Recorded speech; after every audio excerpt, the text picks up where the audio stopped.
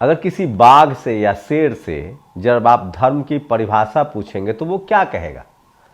वो कहेगा कि मैं जो हिरण का शिकार करता हूँ वो धर्म है।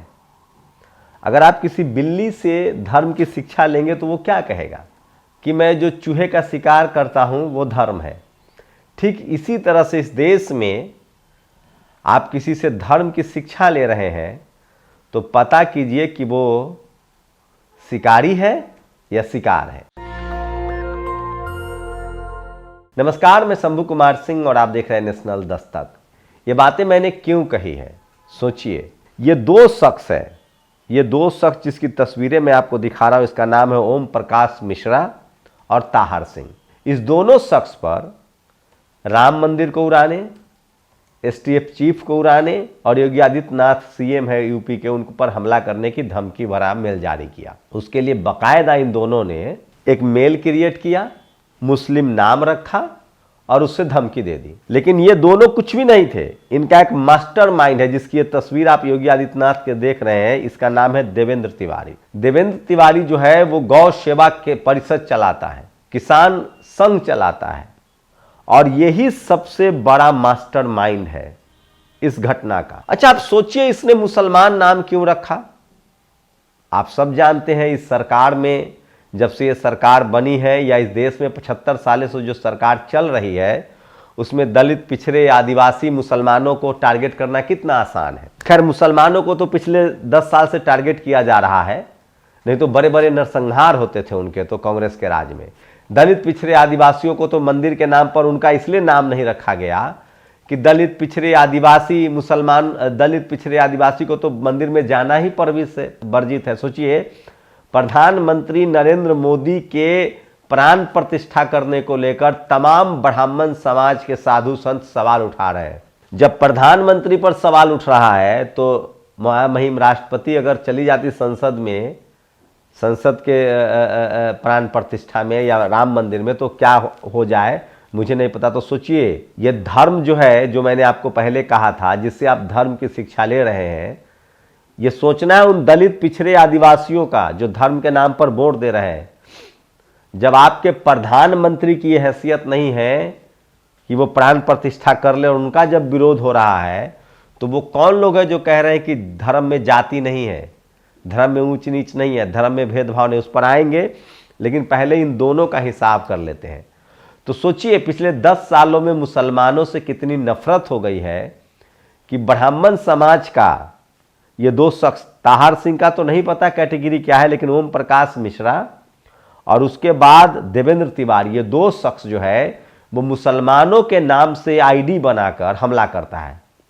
अच्छा, ये बताइए ये क्यों था, क्यों किया गया, इसका क्या फायदा नफा नुकसान है?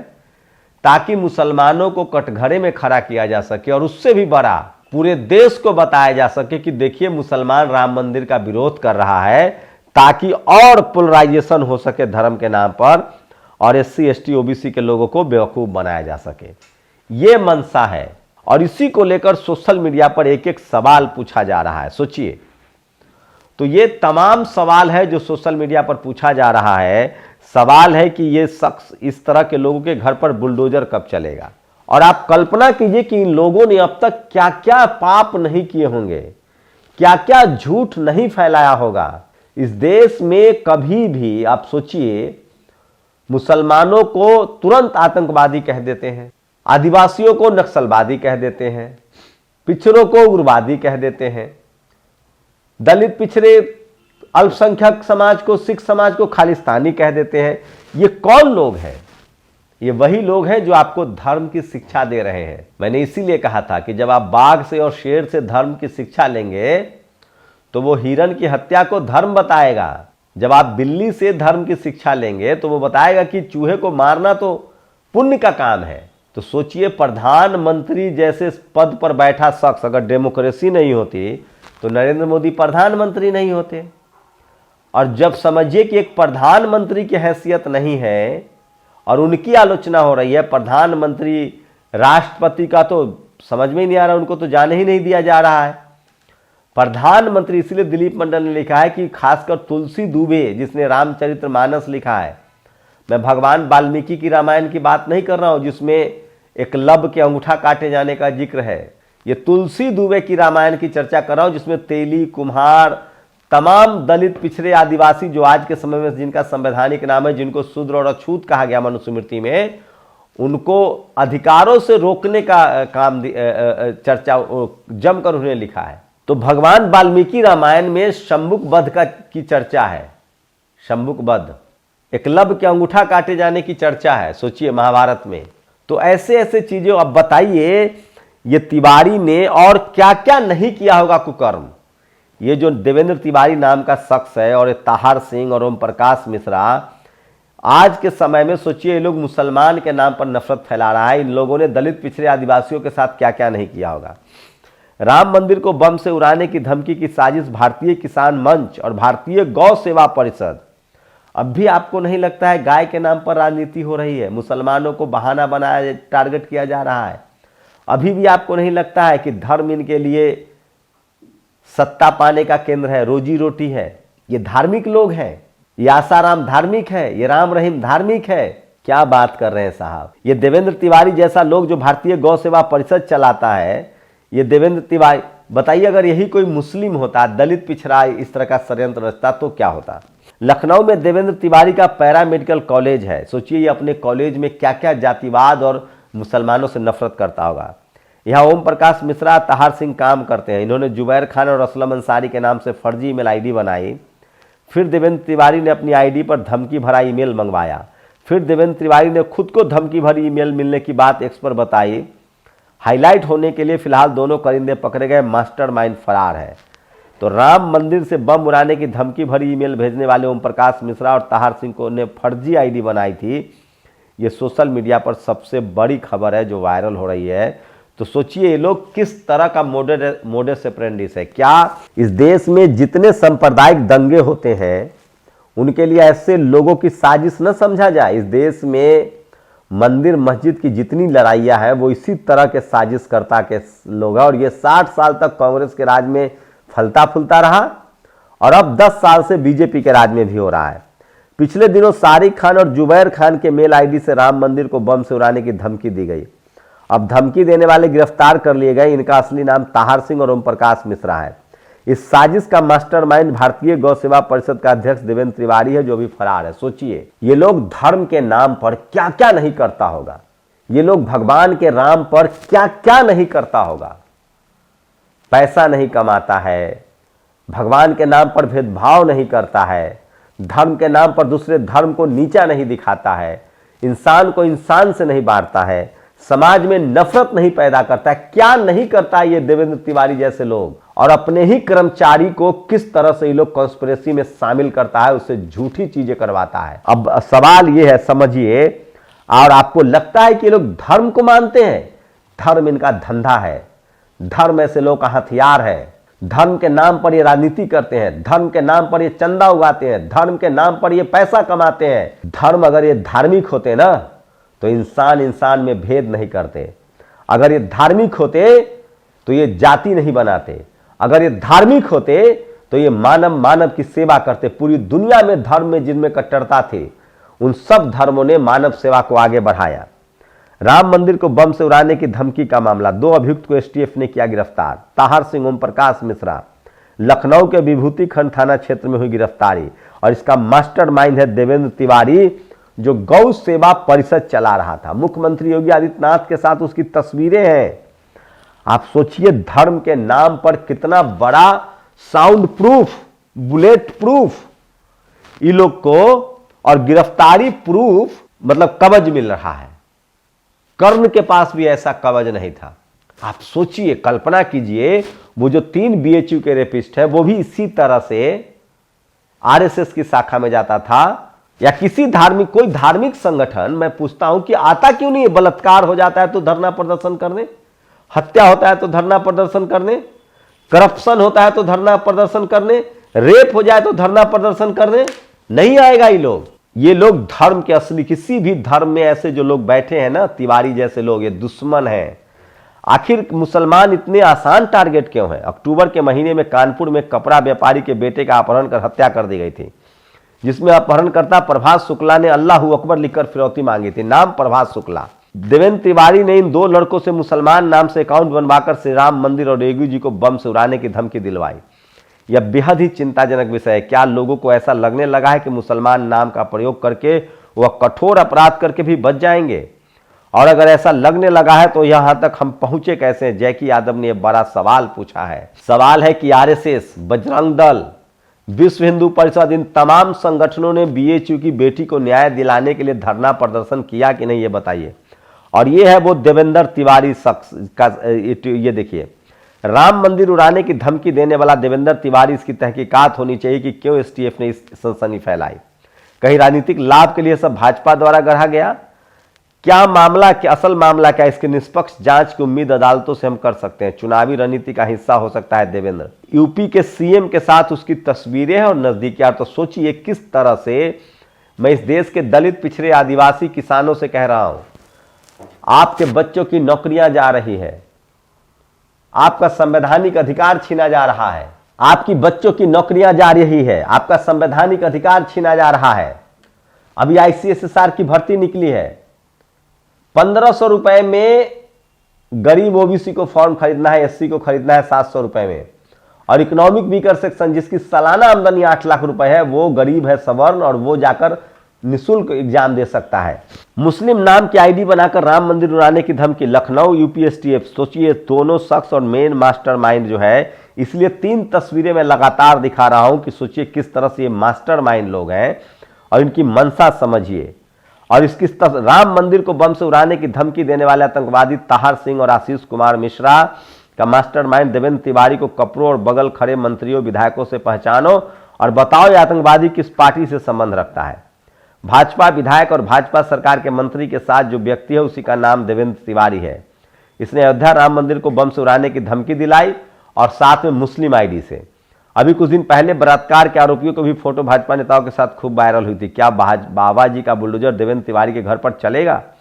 ये बड़ा सवाल लेके स्टालिन ने पूछा। तो सवाल है कि ये क्या मोडस ऑपरेंडिस है? कभी मुसलमानों को नाम को आगे करके ये द्वेष धर्म, ये सिर्फ किसान, दलित, पिछड़े, आदिवासी के बच्चों को भड़काते हैं और हिंदू के नाम पर ये वोट लेते हैं। जानिए बुलडोजर चलते ही रुक गया कैसे। पिछले दिनों सारिक खान और जुबैर खान की मेल आईडी से राम मंदिर बम उड़ाने की धमकी दी गई। अब धमकी देने वाला गिरफ्तार कर लिए गए। इनका असली नाम ताहर सिंह ओम प्रकाश मिश्रा है। इस साजिश का मास्टरमाइंड भारतीय गौ सेवा परिषद के अध्यक्ष देवेंद्र तिवारी, जो भी फरार है। बुलडोजर नाम देखते रुक गया है। अगर तिवारी और ठाकुर न होते तो अब तक बुलडोजर चल गया होता। ये तमाम सवाल है जो पूछे जा रहे हैं। और सोचिए धर्म के नाम पर किस तरह से ये लोग उन्माद फैला रहे हैं इस देश में। सोचिए आरोपी ओम प्रकाश मिश्रा और ताहिर सिंह की बजाय कोई मुस्लिम, दलित, आदिवासी, पिछड़ा होता या किसान होता तो गोदी मीडिया, बीजेपी आईटी सेल और स्वघोषित हिंदूवादी संगठन कितना कोहराम मचा हो चुके होते।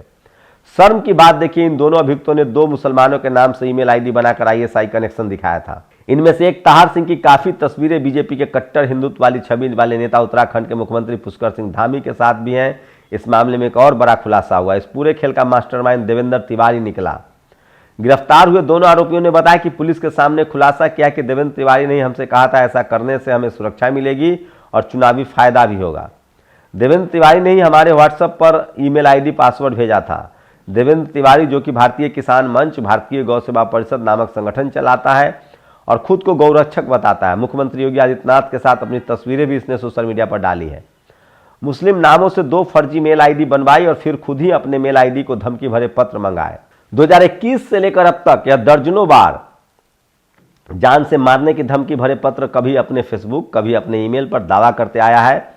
हर बार धमकी देने वाले का नाम किसी मुस्लिम नाम से ही बताता है।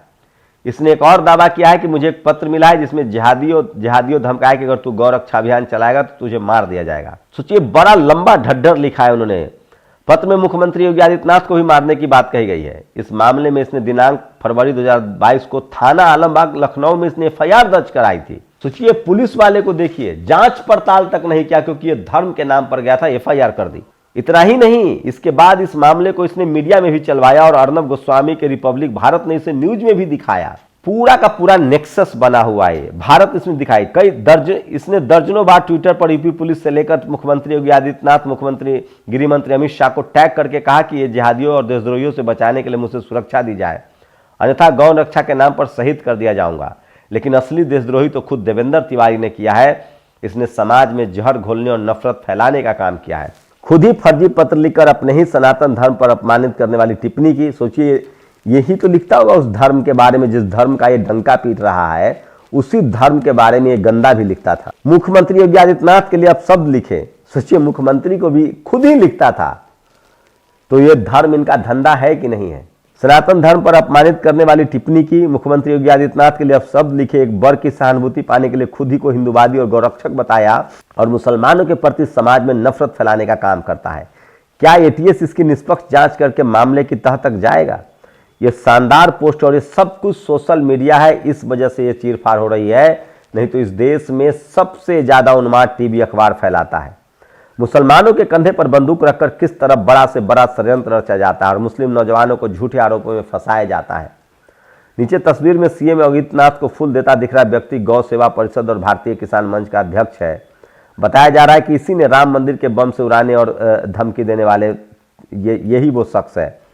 तो आप सोचिए, ऐसे लोगों का क्या किया जाए। ये सबसे बड़ा सवाल है जो देश जानना चाहता है। और कोई भी हिंदू मुस्लिम का मुद्दा हो, उसकी गंभीरता को समझिए। नहीं तो ये लोग जानबूझकर, ये सब कुछ राजनीति का हिस्सा है और राजनीति के तहत किया जा रहा था कि दलित पिछड़े जो हैं इस मामले में आगे आ जाए। और सोचिए, कल्पना कीजिए, हिंदू धर्म कहकर दलित पिछड़े आदिवासी किसानों से वोट लिया जाता है और तमाम ब्राह्मण समाज के कई सारे जो शंकराचार्य हैं, महंत हैं, वो नरेंद्र मोदी के प्राण प्रतिष्ठा में शामिल होने पर सवाल उठा रहे। सोचिए, हमारे आपके जैसे लोगों का क्या होगा जो गैर ब्राह्मण है। वो कह रहे हैं कि इनकी शादी इनकी पत्नी होनी चाहिए। वो कह रहे हैं ये, मतलब तुलसी दुबे ने तो तेली जाति का, बाकायदा तेली कुम्हार इन जातियों का अपमान किया है। दिलीप मंडल ने विस्तार से बताया इस वीडियो को।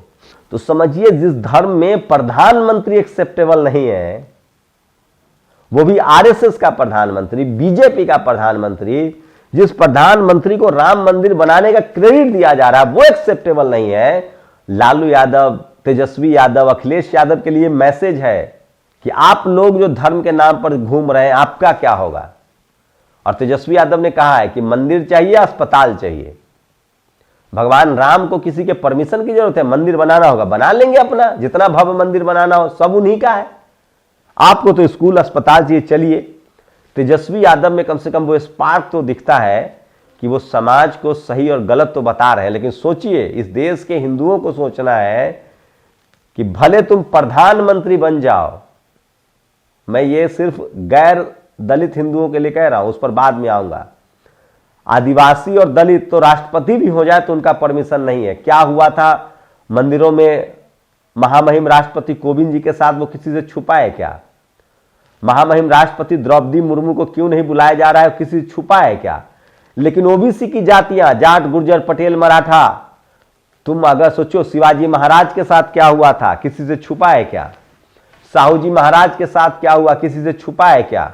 सर छोटू राम के साथ क्या क्या हुआ, किसी से छुपा है क्या? बैंसला साहब को आरक्षण नहीं दिया, किसी से छुपा है क्या? पटेल रिजर्वेशन मांग रहे थे। तो सोचिए कि इस देश में हिंदू धर्म में प्रधानमंत्री बन जाइए, आप राष्ट्रपति बन जाइए, लेकिन आप एक्सेप्टेबल नहीं हैं। दिल्ली में महामहिम राष्ट्रपति द्रौपदी मुर्मू के साथ यात्रा के दौरान यही हुआ था, पूरी यात्रा के दौरान, रथ यात्रा के मामले में। आंखें खोलिए, और ये देश सबका है, संविधान सबको बराबर का हक देता है और संविधान में कोई ऊंच नीच नहीं है, जात पात नहीं है, धर्म के नाम पर, जाति के नाम पर भेदभाव नहीं है। आप कल्पना कीजिए कि जिस देश का प्रधानमंत्री को लेकर सवाल उठ रहा है, तो हमारे आपके जो ये तो दलित पिछड़े आदिवासियों को समझना है, और वो लोग समझे जो कहते हैं कि धर्म में इक्वालिटी है। और उससे भी भयानक खबर है, आरटीआई से जानकारी निकली है। आरटीआई से निकले ताजा आंकड़े देखिए, लाखों ईवीएम मशीन गायब है। क्या भाजपा ईवीएम से खेल ही चुनाव जीत रही है? Where are 12,64,910 machine. ये बड़ी खबर है। सोचिए, please provide the breakup of the flowing total count of EVM in custody of ECI, total count of non functioning. एक तमाम ये चिट्ठी लिखी गई थी जिसको लेकर जवाब आया है कि total 17 lakh, total 13 lakh ECI ने बनाए हैं, बेल ने टोटल 20 लाख और 15 लाख, तो एक बड़ी गड़बड़ी है और टोटल 12,64,910 यूनिट जो है वो गायब है ईवीएम का। ये बड़ी खबर है जिसको कुणाल शुक्ला ने शेयर किया है और ये सवाल एनडीटीवी की खबर को शेयर किया। आरटीआई का खुलासा, ईवीएम की खरीद पर सरकार और चुनाव आयोग के आंकड़े में निकला चौंकाने वाला अंतर। तो ये बड़ी खबर है जो सोशल मीडिया पर वायरल है और मैं इसलिए कह रहा हूं सोशल मीडिया ही सच्चा मीडिया है, सोशल मीडिया ही बहुजन मीडिया। तो सोचिए, एक तरफ ईवीएम गायब है, दूसरी तरफ हिंदू मुस्लिम के नाम पर तिवारी जैसे, देवेंद्र तिवारी जैसे लोग इस देश के दलित, पिछड़े, आदिवासी किसानों को मूर्ख बना रहे हैं। आपका संवैधानिक अधिकार छीना जा रहा है और आप हिंदू मुस्लिम में फंसे हुए हैं और इसमें सबसे बड़ा भागीदार है इस देश का मनुवादी मीडिया। शुक्रिया। नेशनल दस्तक की आपसे गुजारिश है कि अगर इसको बचाना चाहते हैं तो नेशनल दस्तक को सब्सक्राइब करने के लिए रेड कलर के सब्सक्राइब बटन को दबाएं, फिर बेल आइकन की घंटी दबाएं। नेशनल दस्तक को बचाने के लिए बहुत जरूरी है कि हर खबर को शेयर करें, लाइक करें, कमेंट जरूर करें।